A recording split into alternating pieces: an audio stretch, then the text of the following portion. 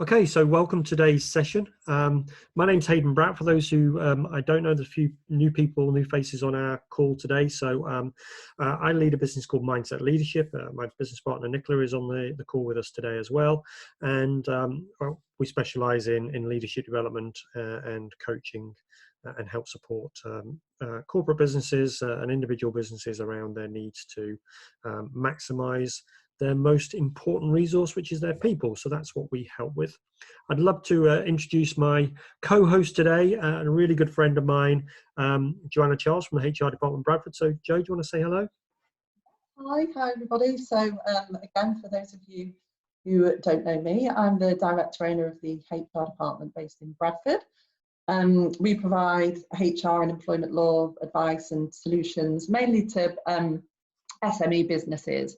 But my background, which is actually where Hayden and I know each other from, is in a corporate environment. So having managed teams and had many difficult conversations myself through team management, but also coached managers in my capacity as HR leader through having those difficult conversations themselves.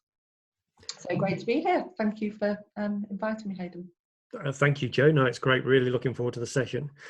So today's session is going to focus on some of those more tricky conversations that we have to face into, and we're going to do things a little bit differently from normal. So Jo's really great for us that she's volunteered to come along and bring her experience to the session. So we're going to take you through a little bit of input from the two of us as we start. And really, our aim is towards the the end and towards the back end of the session to really kind of open it up into almost like a surgery where you can ask some questions. Maybe you've got some tricky conversations coming up, or you've been thinking about some difficult situations that you might face into that you may want to ask some advice or questions or guidance on. So we're going to kind of bit of input and then really open it up for people to ask any questions they like that will help them. What we don't want today to focus on is too much into kind of specific HR processes or legal frameworks. That's not really the purpose of the session. We want to focus more on kind of the behavioral side and how we prepare ourselves and our thinking for these difficult conversations. How do we set ourselves up to have these conversations in the right way? If anybody does have any specific questions, that I'm sure Jo outside of the session will be more than happy to advise or help with any of those. But we really want to focus on kind of more the conceptual point of view. And Jo, just before we kind of get into the session, just kind of give a view as to why you think this is so important and why you kind of wanted to join me on the session today to help people with these tricky conversations. I mean, I think it's one of the most commonly asked areas of advice. So certainly, and I think certainly within the current environment, it's particularly heightened. You know, people are facing some quite difficult and often new scenarios, given the current circumstances, and emotions are heightened. Obviously, there's more anxiety out there, etc. at the moment, and actually there are some physical challenges as well in that we're operating more remotely, so having to use different tools, etc. And therefore, the way in which we prepare and carry out those conversations is ever more important.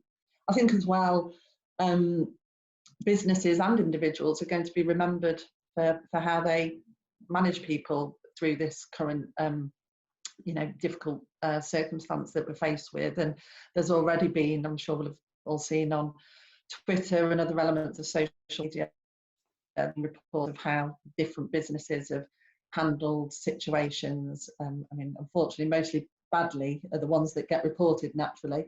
So probably heard about the scooter company Bird, the electric scooter company, who set up the Zoom call, a 30-minute Zoom call, and actually the purpose of the call was to lay off a significant proportion, I think it was 30% or something of their employees, and it was reported that the call lasted 2 minutes, and there was no humility or dignity or compassion or sensitivity with the situation, and that's going to sit with their reputation forever. So I mean, that's a big case in point that, as I'm sure many of us will have seen on the media, but I think it highlights the importance of handling any conversations with sensitivity and as they deserve to be dealt with.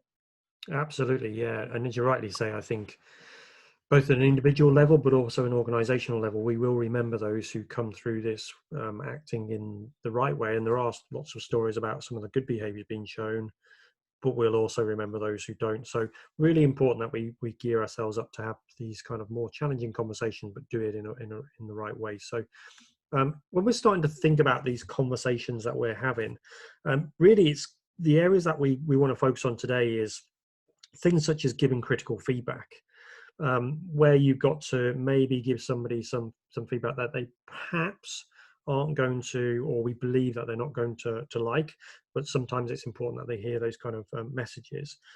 Somebody, when we're challenging a decision or a way of doing things, maybe somebody's got a view, and particularly at the moment as we're going through this kind of highly uncertain, ambiguous world we're in, people will make decisions and they may not know the right way of doing things. So how do we go about challenging some of those ways of doing things in the appropriate way? Dealing with behavioral issues, having to hold disciplinary meetings again when you're having to do that in a different environment. I don't think any manager really likes doing disciplinaries. Sometimes they can be quite challenging. How do we step into that space? Maybe somebody having to tell somebody that they don't have a job. The unfortunate reality of the situation we're in globally is we will be working in businesses where unfortunately there will be some redundancies and layoffs as much as we try and prevent that. And that's never a nice situation to have to face into either. So how do we have those kind of difficult conversations? Or dealing with just kind of sensible personal issues. How do we have the conversation with somebody who's suffered some relatives who are seriously ill with COVID, and how do we deal with that situation? So there's a whole host of situations where we need to face into discussions or conversations that can be tricky. So Joe, from your kind of experience, what is it that makes these conversations tricky? Why do people find some of these topics so challenging to deal with?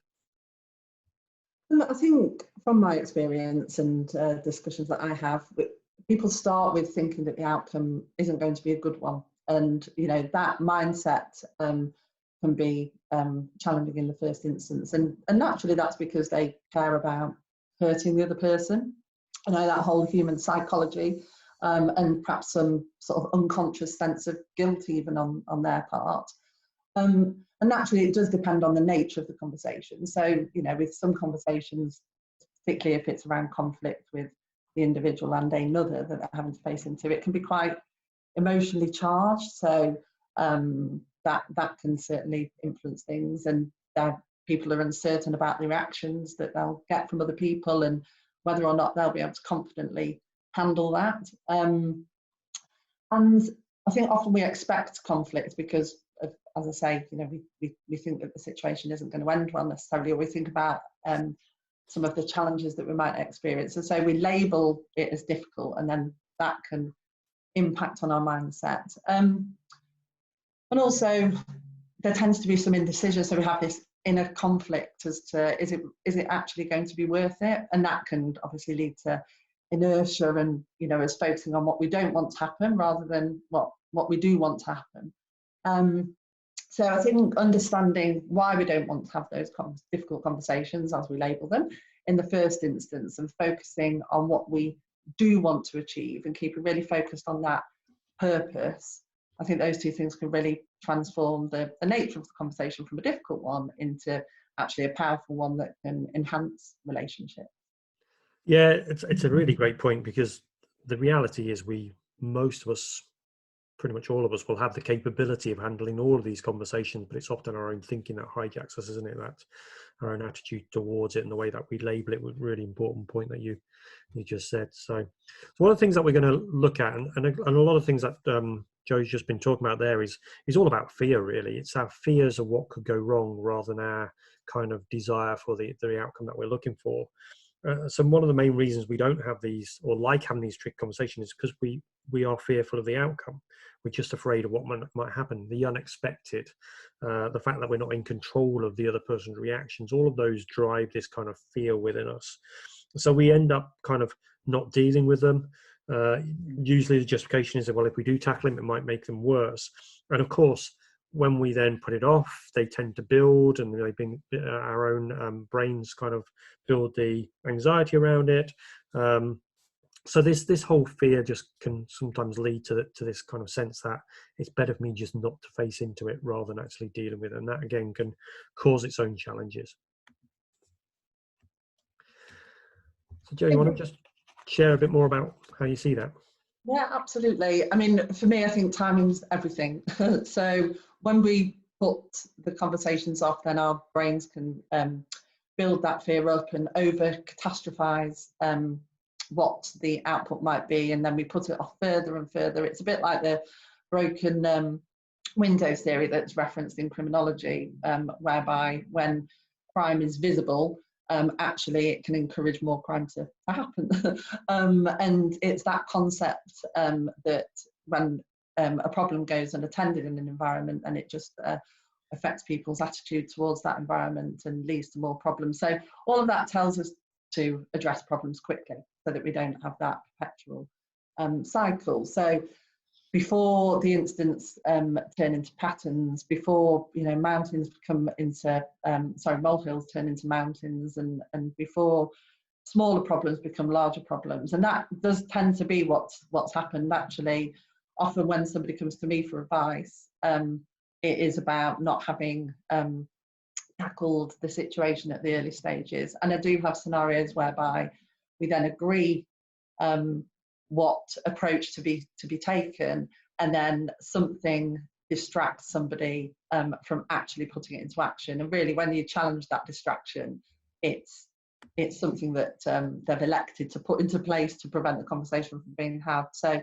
and the challenge with that is it can cause two things. One, eventually we get to a point where we can't put it off any longer, but we've worked ourselves into such an emotional state or frustration, if it's perhaps a performance issue, or if it's a disciplinary issue, for example, we haven't dealt with it earlier. We want to be like a bull in a china shop and go for the final stage when it's not relative to the activity, etc. And we end up having a conversation that doesn't achieve the best outcome. And then when we do that and it doesn't go well, that then influences how we feel about any future conversations that we might have of that nature. And the brain's kind of saying, I told you so. I told you it would be tricky.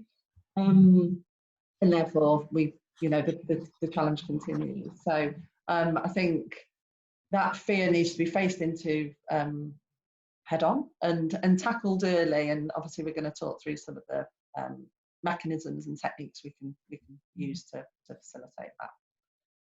And I guess just to put that into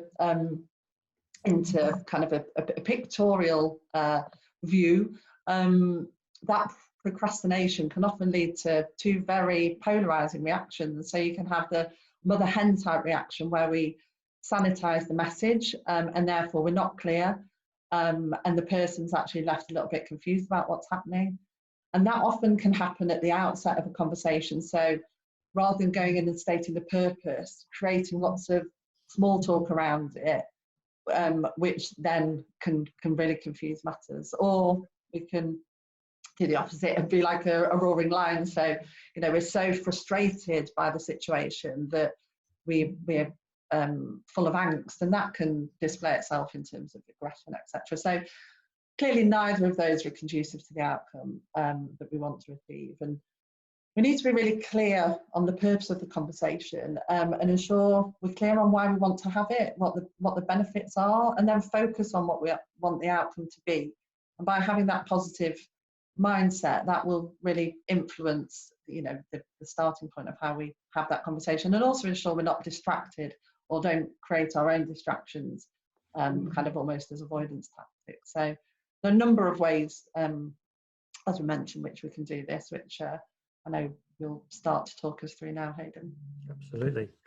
Yeah, so one of the things that I spend a lot of time working with leaders and managers in some of the work that we do is this concept of the emotional piggy bank. And this really is about how do you create the environment in advance of any of the challenges that you might face, so that when you do have difficult, tricky conversations, you're in a place where you have some kind of credit. So the emotional piggyback concept is throughout, if you think about any relationship that you have, whether that be with colleagues, whether that be with your reports, whether that be with your managers, or relationships in our home lives. When we are in a good place and we are able to make some deposits into the emotional piggy bank by recognizing when people do a good job, praising them for work done, thanking them, giving them support, giving them help and advice, all of the different ways that we can positively boost up somebody's emotional store in us or emotional reaction to us, creates this credit, this line of credit that we have in the emotional piggy bank, which means when I need to make a withdrawal because I might have a more challenging message, it may be that I've had to have a conversation about somebody reducing their hours at the moment in the current crisis we're in. When you've got this real good store of positive emotion because you've built it up, then when you have to take that withdrawal back out, you have to take some emotion back out of the relationship. Generally and genuinely, it is kind of received with kind of an acceptance of it. Not always, but with an acceptance of it. Whereas if you've got the emotional piggy bank and it's empty because you've not deposited any positive emotion into it, and then you have to have the difficult conversations, that's typically where those conversations become really, really challenging, because ultimately you're making a withdrawal from the emotional piggy bank, but there's nothing in there, and then the relationship is emotionally bankrupt. And you're in this position where actually people are feeling really hard done to because you've never given me anything and you're always taking. It's that kind of attitude that we sometimes get, which can sit beneath a lot of the challenge we have. So for me, it's about creating the right environment in the first place, where we have built positive relationships, where we are investing in the emotional state within those relationships that enables us to then face into. And when you've done that, typically those tricky conversations, they're never nice, but they're typically a little bit easier to have because the other person is far more understanding of you and the reasons why you're doing it than they would be if you've not had that investment in the relationship in the first place.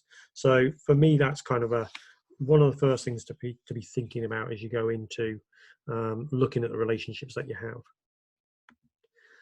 And ultimately, it's about emotional intelligence. So having these tricky conversations is really kind of focused on our ability to be emotionally aware and have emotional intelligence. And if you look at kind of the work by Daniel Goleman and others, and this is a great infographic that we've taken here to show, it's that combination of self-awareness and self-management on the interpersonal side. So thinking about my own emotions in the situation that I'm in, being aware of what's going on within me, but also then managing my own behaviors when I step into the conversation, when I'm thinking about how I want to interact with others. And then it's the interpersonal skills of that social awareness, being aware of what's going on around me, seeing what the emotions are that other people are expressing and being tuned into those. And then that ability to manage that relationship in a positive way, so I can really connect in with, again, appropriate behaviors that influence the ability for others to have their space within the conversation and feel like they have got respect and dignity and are treated with integrity. And what I liked about this kind of particular diagram was, when you look at it from the outputs perspective, the outcomes that we're looking for, when we can manage ourselves, of course, it means that we perform at our best. And when we are able to then apply that and influence the behaviors of others through our actions, you can see the arrows moving across to the right-hand side of the screen as you look at it, then that has an impact on people's performance and the overall performance as a whole. So when we can handle difficult conversations with emotional intelligence, we can actually end up with outcomes that can boost performance, both individually, helps you learn and grow and become better as a leader, but also can help other people's performance improve and get better. And many times, some of the most difficult conversations actually lead to an increase in performance from people if they're handled in the right way and have a big impact. So Joe, can I just kind of give you some thoughts about how you maybe have seen this kind of model used to tackle some of the difficult conversations that you've been involved with or have advised on? Yeah, absolutely. Yeah, I agree with you, as well as it impacting on the person that you're having the conversation with, their response, whether it be performance, reaction, or whatever that might be. It does also build your own learning. And often, I know we're going to come on to this, but it is in the preparation and considering this in advance of the conversation, so that it does become a learning conversation for yourself as well. And I think you need to consider this model, from what I've experienced through again, what the purpose of the conversation is that you're having. Self-awareness, absolutely critical. I mean, feelings and emotions are at the core of any potentially difficult conversation or more challenging conversation. And whilst not talking about them may seem like a way to avoid risk, actually, if you don't address them, what have you actually accomplished? You've got to address your own feelings and emotions as well as those of others. And to enable you to do that, you need to consider how you feel about the conversation, so how it affects you. So if, for example, you're having to give bad news, that might counter a view of yourself that, you know, in terms of your own personal view of yourself, that I'm not the type of person who lets people down or crushes someone's enthusiasm, etc. So knowing how that might impact your approach is really important, because if you are that way inclined, then you might tend to dilute the message. So you need to be deliberately aware of that, and then consciously ensure that you don't dilute the message, for example. I think what's also hugely important and links to the social awareness element is acknowledging any assumptions that you might have, because we do have them. So you have to manage your own narrative. So you need to think, you do need to think about how someone might react to the conversation so that you can consider scenarios and how you might handle them. But if you focus on that too much or make assumptions about someone's motives, for example, then you won't seek to understand them. And therefore you'll just look to confirm your bias, and that will then influence and negatively impact the whole sort of questioning aspect and help and trying to understand the other person's perspective. So that's another important point, I think, in terms of self-awareness. And quite an obvious one, but choose your moment to have the conversation. Don't allow that to be an excuse to put it off, of course, but ensure that you yourself are in the right emotional state so that you're going to be able to respond.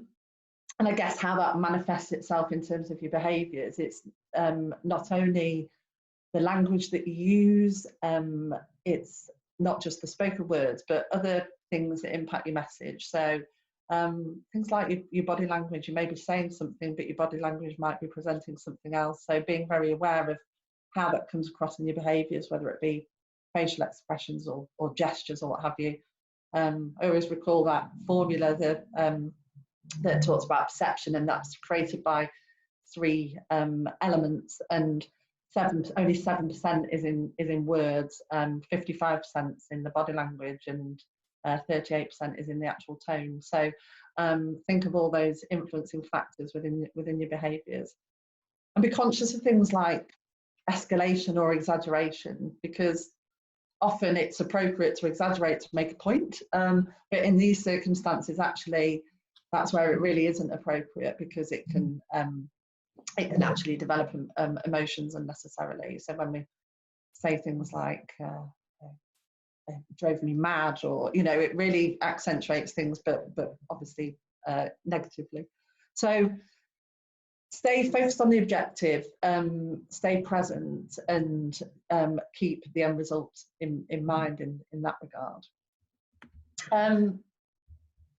In terms of the social awareness, that goes back to this assumptions piece that I referenced, I think, in terms of I think the key message here is be curious. See things from other people's perspectives. You referenced this meaning and how empathetic you are. I think being curious is actually is absolutely critical to that. And feelings matter. So, you know, you need to acknowledge feelings and make sure that they're able to be expressed, because unexpressed feelings make it really, really difficult to progress that conversation, and can have a real toll on self-esteem and relationships. So the importance of discussing those feelings is critical, and describe them carefully. Don't attach judgments, attributes, blame, labels, etc. And don't always feel like you have to have the answers. You know, it's about open questions and so on. I think one thing that I've experienced is, particularly in kind of disciplinary type investigation meetings or what have you, I can help somebody prepare some questions, and actually they become so rigidly focused on the pre-prepared questions that they're not actually being curious beyond that. And I know we'll talk about kind of process over or humanity over process later. So yeah, think about how you can connect emotionally with the other person, and how you can maintain a positive relationship, and how you will then manage those distractions, which we'll come on to. So regardless of the nature of the conversation, you know, naturally some conversations will result in you needing to be even more caring or considerate than others, but all conversations really need to carry the principles of the 4 C's that are referenced on this slide. And these all relate to the first step, which is creating the right intention, so setting the right intention. And I think this drawing articulates this really, really clearly, the difference between an expectation and an intention. So an expectation is a rational process that happens in our heads, and it removes the responsibility for ourselves in the outcome, whereas the intention is, on the other hand, a whole person act, and it shows an active part in the outcome, and, you know, is as much as about how you show up as how the other person acts. So try and focus on the intention, not the expectation. The expectation will be expecting something to happen, and the concept of that is you're not part of it. It's a passive experience. The intention is much more inclusive. So when we approach these potentially tricky conversations, we need to set our intention, be really conscious of the way we want to show up, and really own it, and not allow ourselves to be distracted, which can be another subconscious or avoidance tactic.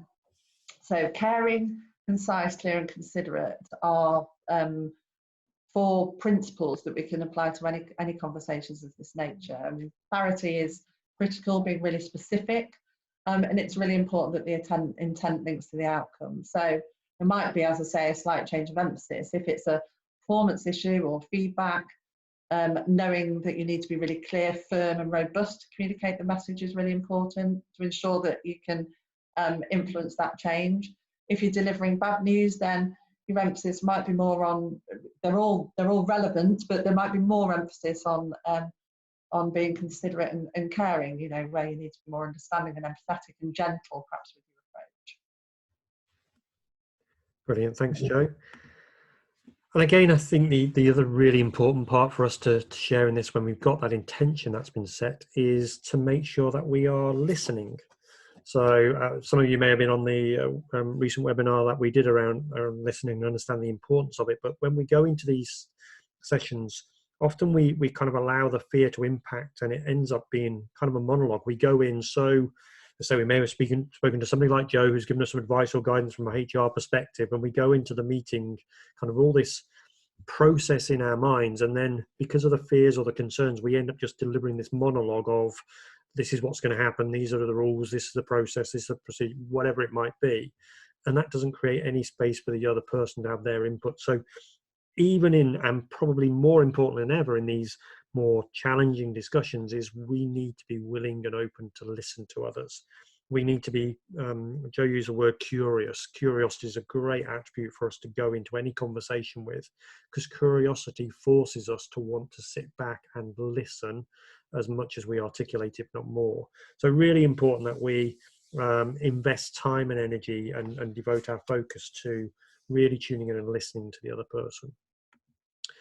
And of course, with that, another concept that Jo's mentioned is this thought around being empathetic, but really kind of thinking, well, actually, how would I feel?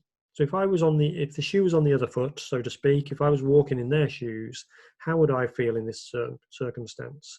I was with a client this week, and we were talking about furloughed employees, and you know, there was kind of some comments around kind of almost felt like a little bit of stigma attached. But actually, when you stop and think, well, how would I feel if I was in that position of being furloughed? What would my reaction be? And when you start to think in that way, it shifts your perspective around and changes your perceptions of it. So whenever you go to any conversation like this, we get so worried and focused on our own part in it. Sometimes we lose sight of what it would feel like if we were on the receiving end of the feedback, on the receiving end of the bad news or the change in structure. But just asking you that question, how would I feel, or how would you feel if it was happening to you, is a really important part of what we need to be focused on. And in the most cases, most people are pretty reasonable. As we said earlier, if the emotional piggy bank has been well stocked up, most people are reasonably understanding. But even if they're not, so you might go in thinking, well, if it was me, I'd accept this. But you just need to remember that not everybody's the same as you. So whilst it's important to have that empathy, put yourself in their shoes, we also need to prepare ourselves for the fact that people may not react the way that you wanted to. And of course, we need to be there to help them through that. And we need to be, what I said before, we need to be willing to listen to their concerns and their challenges and then help them through some of those particular implications. So whatever the response you get, the more we're able to put ourselves into their shoes can help us and arm us with what some of those concerns might be and how people might respond, which can give us a bit of a step forward in terms of how do we react or respond in those moments as well. I think that's a really critical point. So not adding your emotion and resisting the desire to control the other person. And more focusing on how you control yourself and how you respond. It goes back to that whole self-awareness, and that's how you can maintain a positive relationship, you know, even when it's bad news. Definitely.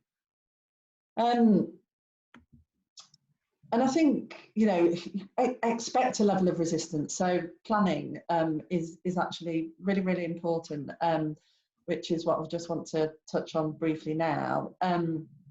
You do need to expect resistance and forecast for what that might be, but don't feel like you have to have the answers for everything. So create space for feelings and respond and acknowledge somebody's reality and maybe ask for clarification. So, you know, if somebody responds to you by saying, oh, you don't understand, you can respond by saying, well, perhaps I don't understand, and therefore, you know, please can you help me understand it better? So that actually you're being curious and enabling that individual to respond and give you better understanding of the situation. So in terms of planning, one area I would script specifically and practice, which we'll come on to, is the opening. I think whilst I wouldn't suggest doing a full script for the whole meeting, because then I think, as I mentioned before, you can become beholden to that and not allow that flexibility. Bullet points really, really important, but the opening I think is of critical importance because it really sets the tone for the meeting in itself. And as we mentioned before, tone of voice is really critical in how you set that tone. So don't undermine the purpose. It's important. If it's important, state that it's important. If it's something that's concerning you, then state it. You know, so I think that's really, really important, getting your opening kind of sentence out there, and that will again enable you to really focus on the purpose of the meeting. The rest of the prep should be centered around why it's important, what's the intention, what's the desired result. You need to be articulate and clear and make sure you've got that really clear in your own mind to ensure that you're verbalising that appropriately. What needs to change? What's the outcome that you're looking for, if indeed it is a meeting of that nature? Naturally, if it's evidence-based and you're going to be talking about some specifics, then ensure that you have everything to hand. Make space, time, ensure that you're not distracted. You know, that can be around the environment, certainly if it's in a physical location, all of that good stuff. But also remotely, there are different considerations around preparing the technology or the environment. If you're sat by a window and there's going to be people walking by, or, you know, how are you going to divert those distractions? And if the individual during the conversation, you consider that they might try and distract, have to think in advance. Remember to acknowledge what somebody says, of course, but ensure that you're really keeping on directing it back to that purpose.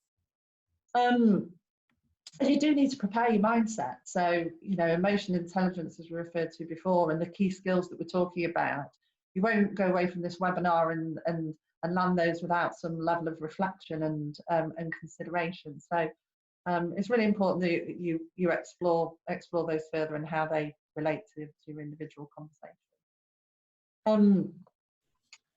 And as I mentioned before, too heavily scripting can make things feel robotic, and we focus on what the list is and detract us from listening and really understanding what's going on.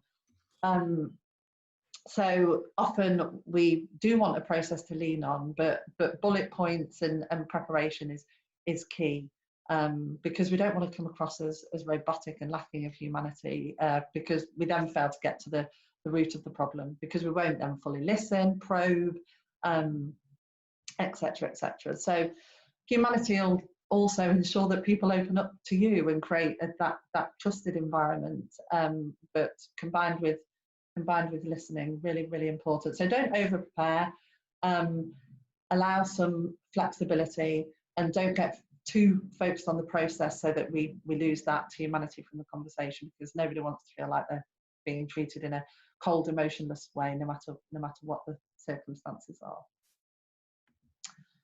And in terms of the approach, sometimes what we forget, and perhaps in itself, is the end of the meeting. What the end of the meeting looks like can again depend on the intention and purpose of the meeting.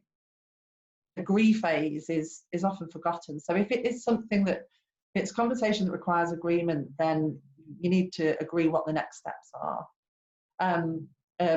Most appropriate way of doing that is ask the individual. So ask them to reflect back what the next steps, to ensure that you've aligned with them.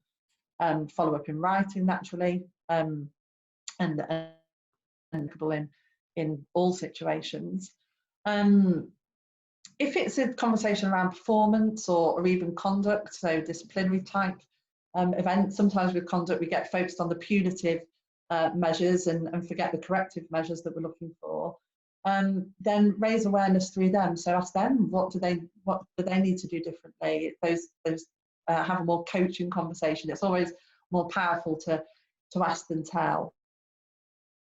Gain that accountability. And obviously, if it's more of a message rather than feedback, ensure understanding. So, and some formal meetings, it might be appropriate to check in informally after the meeting, especially if an exit type conversation. Just, how did you find that? How are you doing? And create the informal environment to complement the formal environment. Absolutely. And for me, it's so important that we kind of, no matter how challenging the discussion, we're always trying to create a positive outcome in terms of the way that we have engaged the other person, so they're treated with respect and dignity, no matter how difficult the conversation is. So whilst the message itself might be hard, the outcome for the conversation doesn't need to be. So I think it's that real importance of keeping that intention that actually I'm going to manage this in a way that cares for the other person, even if it's in the most challenging of situations. To try and create that good output. So the last thing that we want to share, and we'll then open up some questions, is it's one of my bugbears in business. It's really the importance of practice. If you take any elite discipline where people have to work at consequential environments, they all practice to the nth degree to ensure that when they're in that consequential environment, they are able to deliver to the standard that's required and with the humanity that's required. And yet in business, we seem to think that we can go into some consequential conversations having never practiced it at all and never actually even thought about what the reaction is going to be. So for me, we should all be finding ways to practice. Never underestimate the importance of it. Focus on the purpose of the conversation and what good looks like. Getting someone to help you so that they can play the part of the other person. So if you know that you're going to have a really difficult conversation that you're worried about, and the reason it's called a difficult conversation is because you're naturally fearful or worried of the outcome, then just getting somebody who you know, whether it be a work colleague, if it's something that you can do that's confidential, or even if it's somebody outside of work, to just say, can you just see how this lands with you? Let me just practice my opening to see what your response is. Let me just practice. Maybe you be the most difficult person that I could imagine having to deliver this message to, and you give me all the obstacles or the barriers, and let me just see how I manage those comebacks or manage those questions you ask, and how do I respond in the right way to ensure that I'm able to manage my emotion. The more you can practice in those environments, the more likely you are when it happens in the real world to be able to respond with the humanity that we've been talking about, the empathy, and not then kind of react in a way that causes you difficulties. even verbalizing it yourself. Athletes don't just turn up to a race, they warm up. Same for us. Get yourself used to saying it. So if you know you're going into conversation and you already know that we should be scripting our opening, then just in preparation for that, running through it, even if it's in a mirror or just internally, running through that opening, so we get so practiced at it, we don't then need to worry too much about the words. Then we can focus on just being present and being human, and having the empathy that Joe's already shared with us. So for me, the last thing that we're going to leave you with today in terms of kind of input is just this real value of finding practice regimes that work for you, so you get a chance to step into these conversations with greater confidence. Yeah, I couldn't agree with you more on that, Hayden. I mean, I think that you're less likely to have that inner voice distracting you when you've said it yourself. And actually, some of the nervousness can be around actually stating some of the observations or what have you, and doing that in practice can really help alleviate that, definitely. Absolutely, yeah, no, couldn't agree more. So hopefully that's been useful. So I'd like to now open up the questions for people. So you can use the chat function to drop us over a question if you'd like to, or you can use the Q&A function. Both can be seen at the depending on your browser, either at the top of your screen or the bottom of your screen. You should be able to see that in your control panel. So if you just want to pop over onto the questions, and if you've got anything that you'd like some help with, then please ping them over and we'll do our best to give you some advice or some guidance.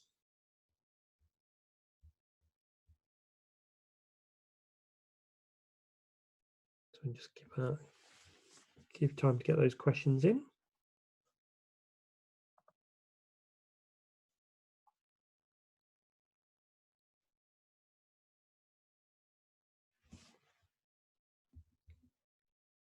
Even if anyone's got a scenario that they just want to briefly outline, we can chat through it. Yeah, absolutely. Or if anybody's got something coming up that they know they're going to have to face into and deal with, then again, we'd be very happy to give you some thoughts on where that is, or any concerns people have got.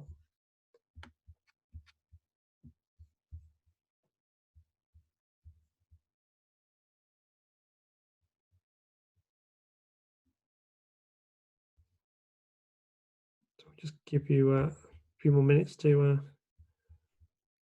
Thanks, Rachel. So appreciate your time today. If people don't have any questions, then that's obviously the end of the session. If you don't have anything that you'd like to ask, then obviously feel free to dial off the session. We want to give you a real thank you for coming on today. It's been really great to share this with you, and hopefully you found it useful. But we will stay on the line for a few more minutes if anybody does have any questions that they'd like to ask. If you prefer to ask it directly, then you can put your hand up in the participants section, and I'll come to you and I can open up the mics if you'd rather verbalize it to us rather than okay. So we've got a question there about dealing with a colleague with bad body odor. So how do we face into some of those more personal issues where somebody's got something that we might need to have to address with them, but is more of a sensitive nature? Yeah. Yeah, this is an interesting one, and certainly one that I've come across a few times, or of a similar nature within my career. And sensitivity is obviously critical, and that whole humanity piece, and actually acknowledging the fact, when we talked about the opening statement when you're sitting with somebody, actually acknowledging the fact that you want to have a conversation with them about what is a sensitive subject, and even saying, and I hope the intent of this conversation, I hope that the conversation is received with the appropriate intention, and describe your intention, why you're having that conversation with them, because naturally it is to benefit them. So that can be the starting point, and then asking them if they had if they have an awareness of it. So opening that up to them, and be comfortable with a level of silence there, as with all conversations, but then open it up to get their response, and think about what that response might look like, and then think about how you can then facilitate it, so that you can get to an agreed outcome.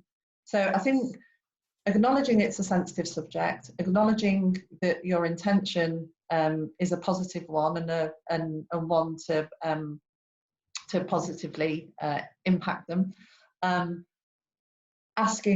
Stating the position, asking them if they have an awareness of it, and then asking what their thoughts are around it. Because naturally, you know, if somebody is in that position, whether it be body odor or halitosis or something like that, then if they haven't got an awareness of it, they will be probably embarrassed, but grateful that you've brought it to their attention, and that they can actually affect it and affect a change, as opposed to it not being brought to their attention and people having that view or making those observations without giving them the opportunity to change. So I think giving people the opportunity to influence it is really, really important, and obviously dealing with it sensitively.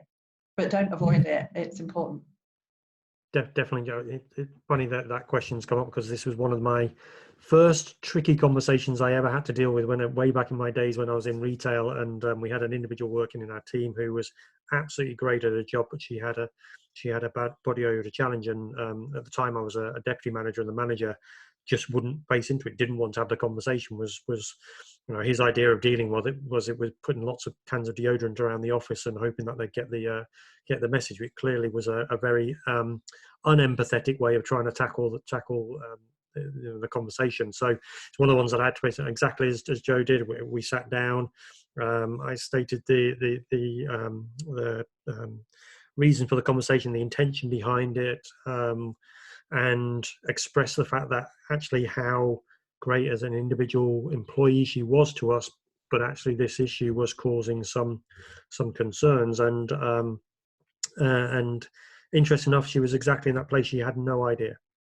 She had absolutely no idea that she had a body odor, and was mortified actually when she found out that she was very embarrassed. But as Joe said, really thankful for the fact that we'd actually had the conversation with her and talked to her, and then we just had a conversation about how we might kind of help in terms of what she might need to be able to do to deal with the situation, and to give us some advice or guidance, or just to discuss it, to think about what that she might need to do. And you know, it then went away. The issue went away, and the person was more aware of it and more conscious, and everybody else in the team was happier. So often, again, we can get the most sensitive of things, we can get good outcomes from. So yeah, it's so hopefully that's helped to solve with that question that you've asked. Anybody else got any more questions that they'd like to ask about? Still a few of you on the line, so again, feel free to pitch in and ask any questions. You're very welcome. Hopefully that's been useful. Any more questions from anybody? I've got about 10 minutes left of the time for the webinar, so if you do have questions, then again, feel free. If not, then again, hopefully that's been useful, and we'll look forward to welcoming you on another webinar soon. But we'll stay on the line for a few more minutes if anybody's got anything else they want to add. Thank you, Emma. You have a great day too. Thanks for joining us again. Okay. Thanks, Rebecca. Good to see you too, Rachel. Brilliant. Thanks, Rachel. Appreciate it. So again, we'll just hold on if there's any more, but if not, then feel free to dial off. And again, we'll see you all hopefully on the next session. Thank you. Thanks, everybody.